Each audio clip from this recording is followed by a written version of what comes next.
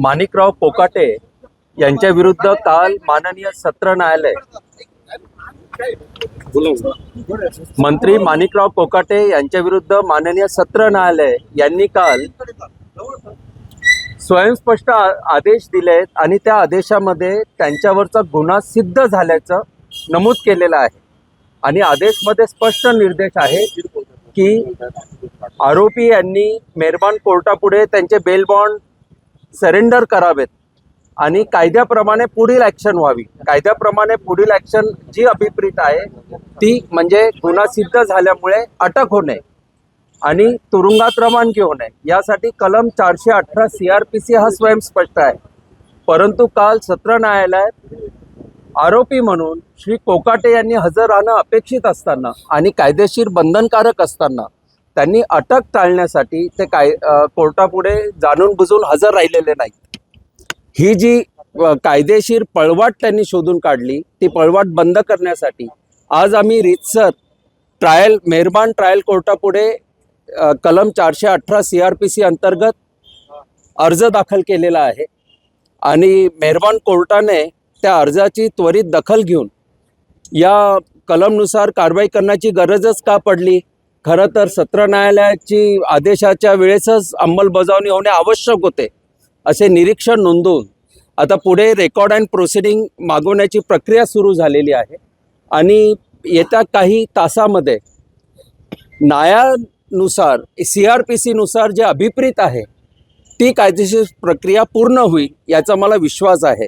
शेवटी कायदा हा कायदा असतो आणि कायद्याची अंमलबजावणी होते हा अतिशय स्पष्ट संदेश आपल्या सर्वांना मिळेल असा मला आत्मविश्वास आहे। वॉरंट निघण्याची शक्यता बोललं जाते, आपण नेमकी काय मागणी केली? बघा, याच्यात शक्यता नाही आहे, याच्यात क्लिअर आहे पोझिशन कायद्याची स्पष्ट आहे की एकदा गुन्हा सिद्धी झाली की त्याच्यानंतर अटक ही क्रमप्राप्त आहे।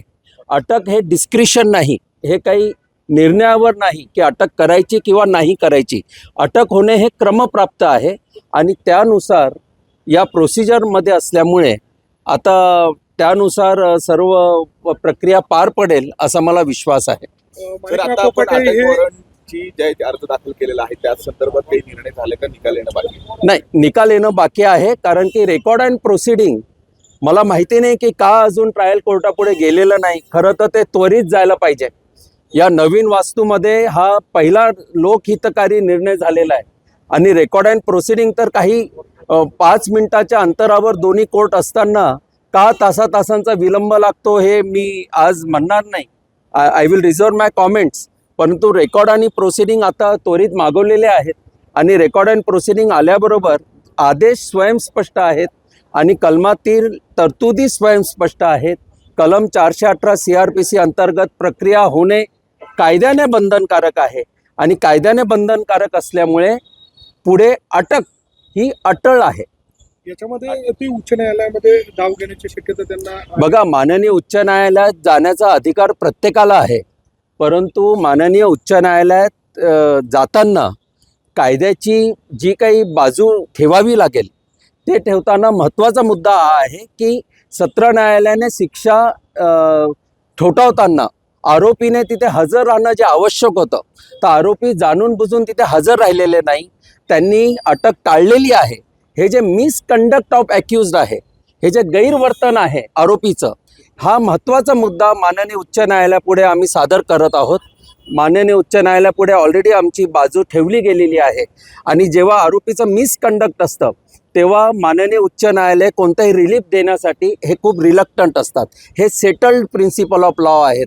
माननीय सर्वोच्च न्यायालयाने याबद्दल प्रस्थापित कायदा आहे, कारण की मेहरबान न्यायालयाकडनं जर काही आपल्याला रिलीफ हवा असेल तर you should approach court with clean hands. इथे आरोपी is running away from the lawful provision, त्यामुळे प्रकरण अतिशय गंभीर आहे आणि आपल्या सर्वांच्या वतीने मी माननीय मुख्यमंत्री महोदयांना याबद्दल आवाहन करतो। त्यांच्याकडे लॉ अँड ज्युडिशरी विभाग आहे तर त्यांनी स्वतः दखल घेऊन आरोपींचा राजीनामा घेणं आवश्यक आहे, कारण की गुन्हा सिद्धी झालेला व्यक्ती हा संविधानिक पदावर असणं हा एक अतिशय चुकीचा संदेश समाजात जात आहे।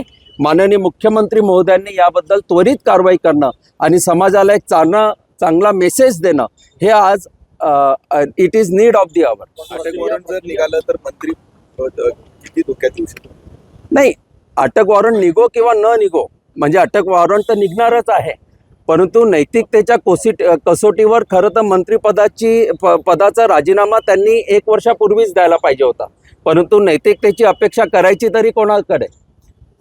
तर आता याच्यात असं आहे की आता शिक्षा गुन्हा सिद्ध झाल्यामुळे आमदारकी तर जाण्यासाठी काही तासांचाच अवधी बाकी आहे, कारण की प्रमाणित प्रत ही विधानसभा अध्यक्ष यांच्याकडे पोहोचल्याबरोबर कायद्याची प्रक्रिया होणं अभिप्रेत आहे.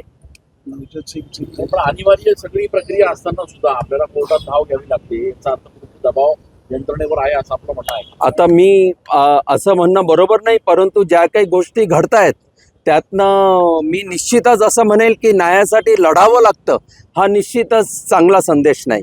न्याय प्रक्रिया ही सहज पाहिजे, सोपी पाहिजे आणि न्यायासाठी झगडावं लागू नये, कारण की सेटल्ड प्रिन्सिपल असं आहे की justice should be not only done but it should be seen to be done. तर न्याय होताना दिसला पाहिजे आणि या प्रकरणात न्याय होताना दिसत नाही आहे. रेकॉर्ड अँड प्रोसिडिंगसाठी आम्हाला अर्ज करावा लागतो.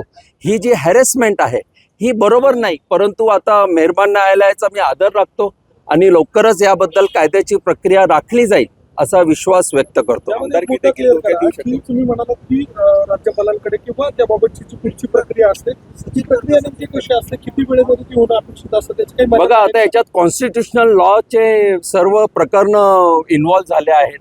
आता याच्यात जी काही लिगल स्ट्रॅटेजी आहे ती मला आत्ता उलगडून सांगताना थोडं कठीण आहे, कारण की शेवटी हा स्ट्रॅटेजीचा भाग असतो आणि सत्याची लढाई जी असते तो एक युद्ध आहे. तर याच्यात काही आमच्या ज्या स्ट्रॅटेजी आहेत त्या वेळेवर उघड होतील, वेळेवर तुम्हाला कळतील. याच्यात आम्ही माननीय सर्वोच्च न्यायालयातही काही SLP दाखल करत आहोत, माननीय राज्यपाल महामहिम यांच्या पुढे आम्ही करत आहोत. त्यामुळे आता या प्रकरणात सर्व कायदेशीर प्रक्रिया पार पडत आहे आणि वेळोवेळी त्या वेळी आपल्याला हे कळत जाईल.